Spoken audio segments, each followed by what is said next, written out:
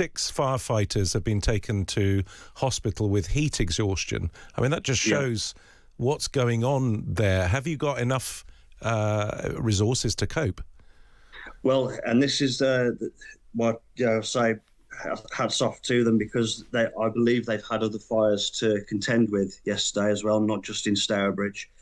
So I imagine they've pulled a lot of people out who weren't going to be on shift to come and help. As I say, 100 firefighters at one point.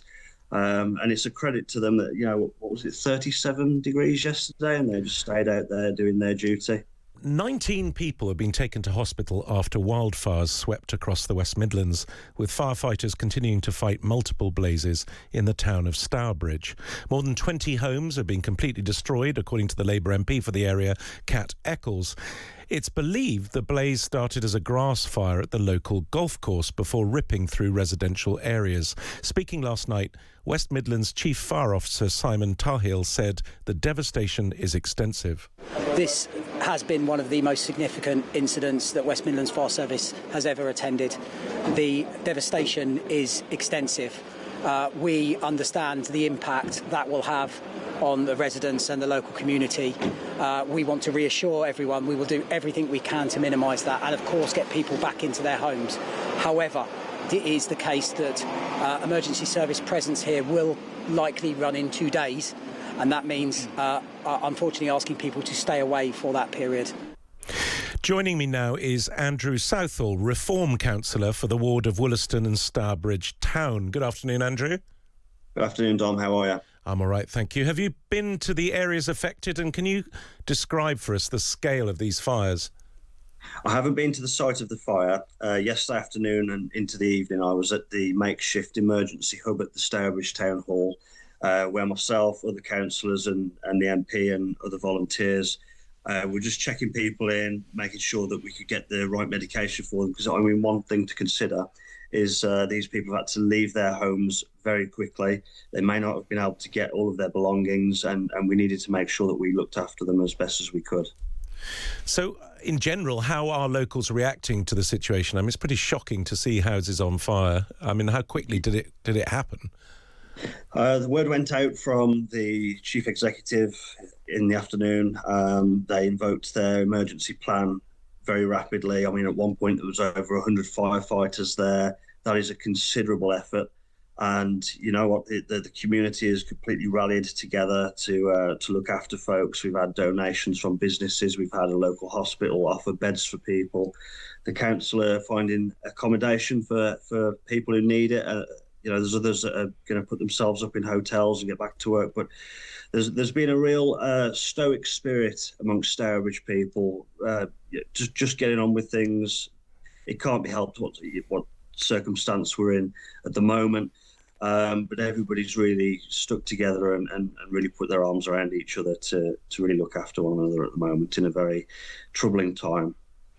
Is there any idea at the moment of how this might have started? I wouldn't want to speculate, but maybe we need to have a look at how we can trace these things and talk about it afterwards. I wouldn't want to put any aspersions out there at the moment.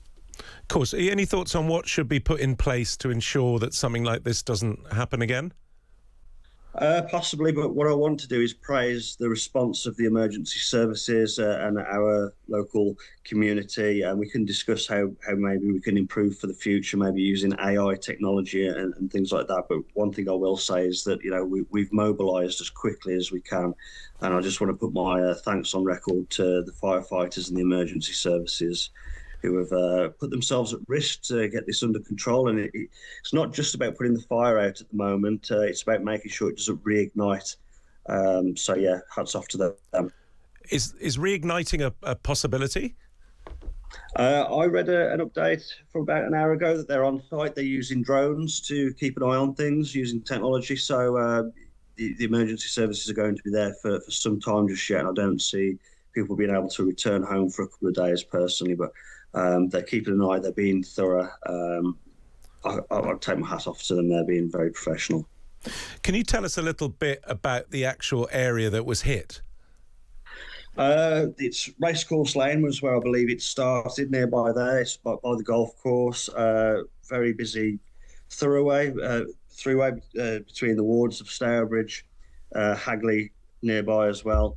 Very busy area. A lot of green space around it. And quite a lot of residential properties too. Some high value properties, I believe, have been hit by the fires as well. It's a shame whatever property it occurs to, but there's been a lot of damage. In the last couple of minutes, just been announced that 6 firefighters have been taken to hospital with heat exhaustion. I mean, that just shows what's going on there. Have you got enough resources to cope? Well, and this is what I say. Hats off to them, because I believe they've had other fires to contend with yesterday as well, not just in Stourbridge. So I imagine they've pulled a lot of people who weren't going to be on shift to come and help. As I say, 100 firefighters at one point. And it's a credit to them that, what was it, 37 degrees yesterday, and they just stayed out there doing their duty.